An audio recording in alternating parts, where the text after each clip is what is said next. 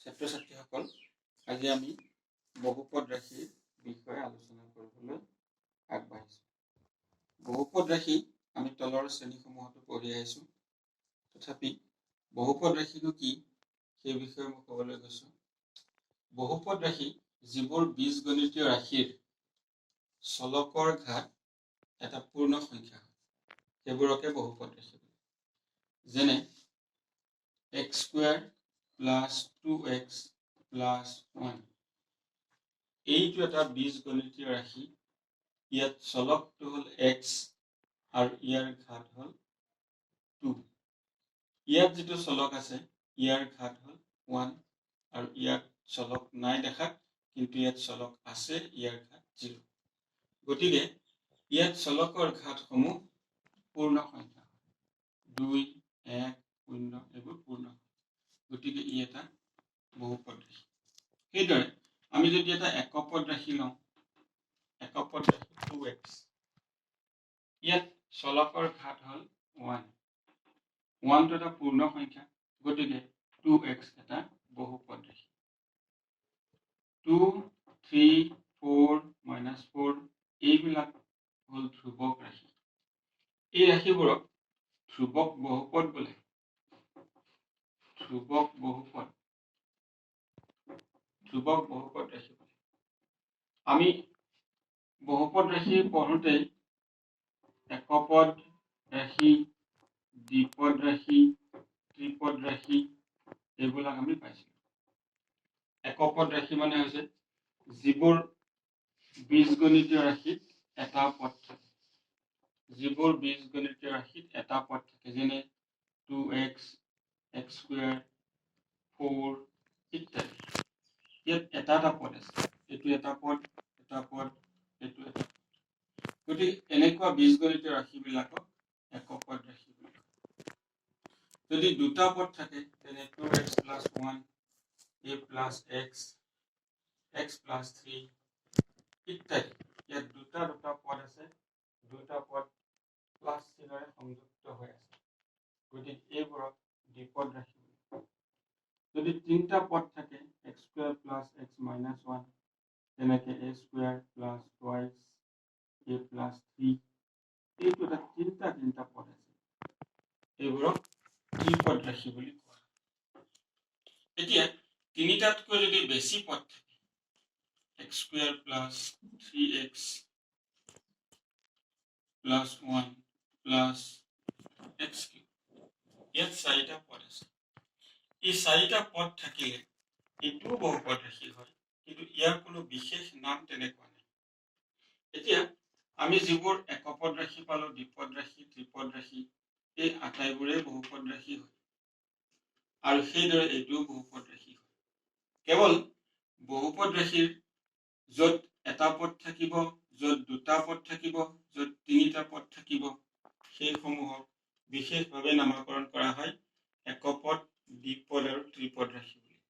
যাৰ পদ চাৰিটা থাকিব তাৰ কোনো বিশেষ নাম নাই, তাক সাধাৰণ নাম বহুপদ ৰাশি বুলিয়ে জনা যায়।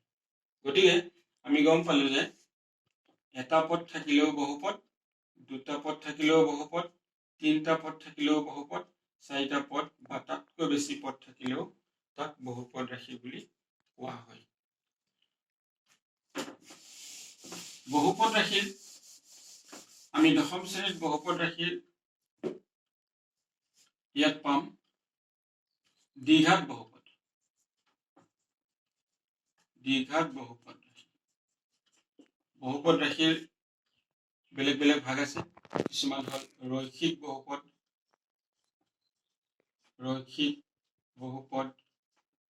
কিছুমান দ্বিঘাত বহুপদ, কিছুমান ত্ৰিঘাত বহুপদ, ত্ৰিঘাত বহুপদ ৰাশি।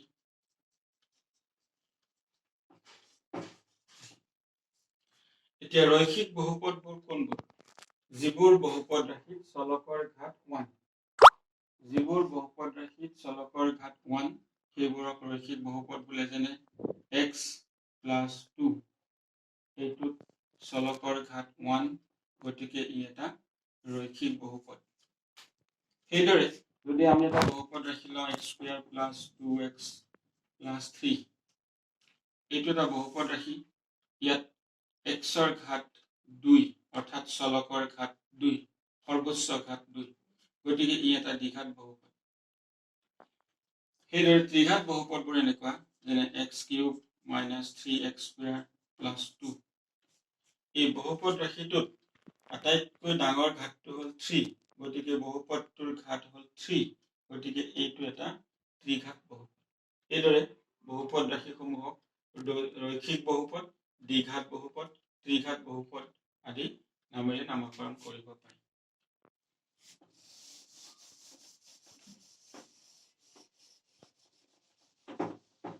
বহুপদ ৰাশিৰ ঘাত। বহুপদ ৰাশিৰ ঘাত মানে কি? এটা বহুপদ ৰাশিৰ চলকৰ যি সৰ্বোচ্চ ঘাত যেনে x² + 2x + 1, ইয়াত চলকৰ ঘাত 2, ইয়াত চলকৰ ঘাত 1, ইয়াত চলকৰ ঘাত 0। 0, 1 আৰু 2ৰ ভিতৰত আটাইতকৈ সৰ্বোচ্চ ঘাত হৈছে 2 গতিকে এই গোটেই বহুপদটোৰ ঘাত হ'ব 2। গোটেই বহুপদটোৰ ঘাত হ'ব 2। আৰু এটা লৈছো উদাহৰণ 2x³ - 3x + 1, ইয়াত চলকৰ ইয়াৰ ঘাত 1, ইয়াৰ ঘাত 0, ইয়াৰ ঘাত 3 গতিকে আটাইতকৈ ডাঙৰ ঘাতটো হ'ল 3 গতিকে গোটেই বহুপদটোৰ ঘাত হ'ব 3। ইয়াৰ পিছত আমি বহুপদৰ শূন্যৰ বিষয়ে আলোচনা কৰিম। বহুপদৰ শূন্য। বহুপদৰ শূন্য কাক বোলে? বহুপদ ৰাশি এটাৰ চলক ৰাশিৰ যি মানৰ বাবে বহুপদটোৰ মান শূন্য হয় তাকে বহুপদৰ শূন্য বোলে। যেনে x + 2 এটা বহুপদ ৰাশি। ধৰা হ'ল এই বহুপদ ৰাশিটো আমি px বুলি ধৰিলো। px = x + 2 এটা বহুপদ ৰাশি। ইয়াত যদি আমি x ৰ মান -2 বহুৱাই দিওঁ p - 2 তেতিয়া এইটো হ'ব -2 + 2 -2 + 2 = 0 অৰ্থাৎ x ৰ মান -2 বহুৱাই দিওঁতে গোটেই বহুপদটোৰ মান 0 হৈছে 0 হৈছে। সেইবাবে -2 হৈছে এই বহুপদৰ শূন্য। গতিকে x + 2 বহুপদৰ শূন্য -2। এইদৰে আমি কোনো এটা বহুপদ ৰাশিৰ শূন্য আমি নিৰ্ণয় কৰিব পাৰোঁ। ধ্ৰুৱক বহুপদবিলাকৰ শূন্য সদায় 0 হয়। ধ্ৰুৱক বহুপদ যেনে 2, 3 এইবিলাক ধ্ৰুৱক বহুপদ। ইয়াৰ শূন্য 0। কোনো এটা বহুপদৰ শূন্য বুলি ক'লে 0টো এটা শূন্য হ'ব পাৰে। 0 শূন্য হ'ব পাৰে।